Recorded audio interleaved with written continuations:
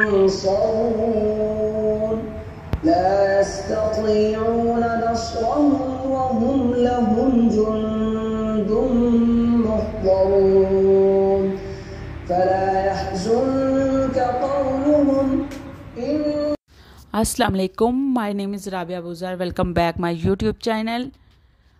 आई hope कि आप सब ठीक ठाक होंगे, जहाँ भी होंगे खुश होंगे। तमाम मेरी माएँ, बहन, बेटियों और भैयों को मेरा सुबह का प्यारा सा सलाम।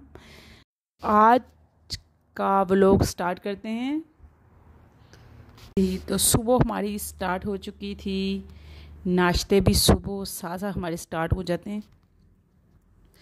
तो इधर मैं बना रही थी परांठा, और परांठा कुछ ट्रायंगल जैसे समोसा टाइप का। बच्चे ऐसी चीज़ें बहुत शौक़ से खाते हैं, उनकी बहुत ज़्यादा फेवरेट होती हैं, जिनकी शेप कुछ ऐसी हो, चांद की तरह, सूरज की तरह, तारे की तरह, फूल की तरह। तो बच्चों को भी सुबह सुबह बहलाना होता है।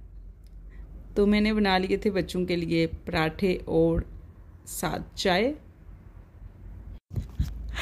तो तीन चीज़ें मैं खाई हुई थी चूल्हे पे, क्योंकि मेरा जो चूल्हा है ना वो 4 स्टेप वाला है। तो एक साइड पे मैंने एग को रखा, तो मजाक वाली बात है कि मैंने एग के नीचे आग लगाना भूल गई थी। तो मुझे बहुत हंसी आ रही थी इस बात पे। तो बच्चों के लिए मैंने इस तरह नाश्ता बना लिया था, और साथ मैंने अपने लिए तो खुशक रोटी बनाई थी, क्योंकि मैं बहुत ज़्यादा ऑयली चीज़ें नहीं खाती हूँ। देखें, ये दरख्त जो एक दीवार पे है, ये पौधे तो गमलों में हमने लगाए हुए हैं। तो मौसम काफ़ी चेंज हो रहा है, गर्मी जा रही है और सर्दी आ रही है। तो गर्मी के साथ तो हमने काफ़ी खूब मुकाबला किया है।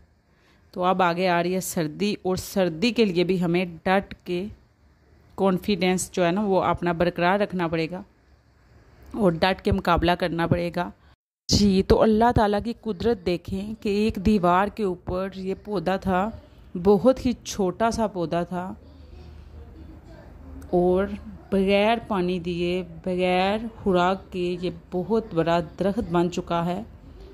तो माशाल्लाह, कहते हैं ना कि अल्लाह ताला के ख़जाने में किसी चीज़ की कमी नहीं है। तो अल्लाह ताला बहुत रहीम व करीम हैं, और पत्थर के अंदर भी कीड़े को रिज़्क देते हैं। तो देखें, एक पौधा कितना बड़ा दरख्त बन चुका है माशाल्लाह। ये फबीहा ने एक पेंटिंग बनाई थी, मुझे कह रही थी देखें मामा मैंने एक घर बनाया है बहुत ही प्यारा सा। तो उसने दीवार के साथ इसको चिपका दिया था। तो मैंने कहा माशाल्लाह बहुत ही नाइस है। आपको पता है बच्चों की किसी बात को तो हम टाल ही नहीं सकते। उसके बाद फिर मैं आ गई थी कमरे में। मैंने कहा चलो बेड की थोड़ी सेटिंग कर लेते हैं। तो बेड का जो कवर था वो बाहर की साइड पे निकला हुआ था,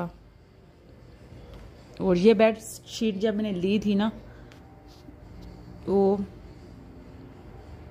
मैंने बेड के साथ मैचिंग की थी। बहुत ही डार्क सा कलर है, रेड फ्लावर थे।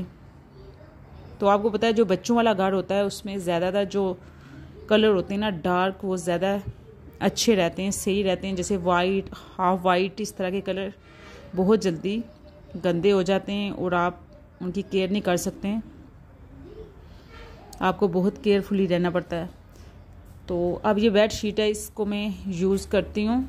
बल्कि जो गर्मियों के जितना भी टाइम गुजरा है उसमें तो हमने बेड यूज़ नहीं किया, लेकिन फिर भी देखेंगे इतनी डार्क बेड शीट है, फिर भी इसको वॉश करना पड़ता है। बहुत ज़्यादा गंदी फिर भी हो ही जाती है।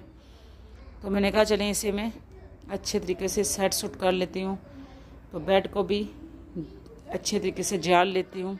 जब भी मैं वॉइस ओवर कर रही होती हूँ तो बहुत ज़्यादा उसके अंदर शोर आ रहा होता है, क्योंकि गाड़ियाँ वगैरह गुजर रही होती हैं, तो गाड़ियों का बहुत ज़्यादा शोर होता है। तो प्लीज़ आप इसको इग्नोर कर दिया करें। तो ये जो बेड शीट है जो आप देख रहे हैं, ये तकरीबन 1 साल हो गया है मुझे यूज़ करते हुए।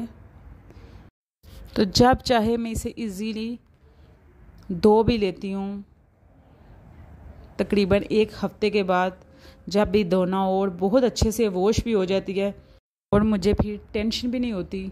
अगर बच्चे हैं तो बच्चे अगर खेल रहे हैं, लेट रहे हैं, मतलब कुछ भी बच्चे काट रहे तो मुझे डर नहीं होता। मुझे पता है कि ये अच्छे से वॉश भी हो जाएगी और साथ कोई निशान वगैरह, कोई दाग वगैरह भी अगर कुछ भी गिरा तो दाग वगैरह नहीं लगेगा। तो किसी भी कलर में और डार्क कलर में तो वो ज़्यादा बेस्ट रहती है। हर इंसान की अपनी अपनी चॉइस होती है, अपनी अपनी मर्ज़ी होती है। किसी को बहुत ज़्यादा डार्क कलर पसंद होते हैं, किसी को बहुत ज़्यादा लाइट कलर पसंद होते हैं। तो कुछ लोगों की मजबूरी होती है कि उनको कलर कोई अगर लाइट भी पसंद होते हैं ना, तो वो मजबूरी के तौर पे बच्चों की वजह से थोड़े डार्क यूज़ कर रहे होते हैं। तो उसमें कोई प्रॉब्लम नहीं है।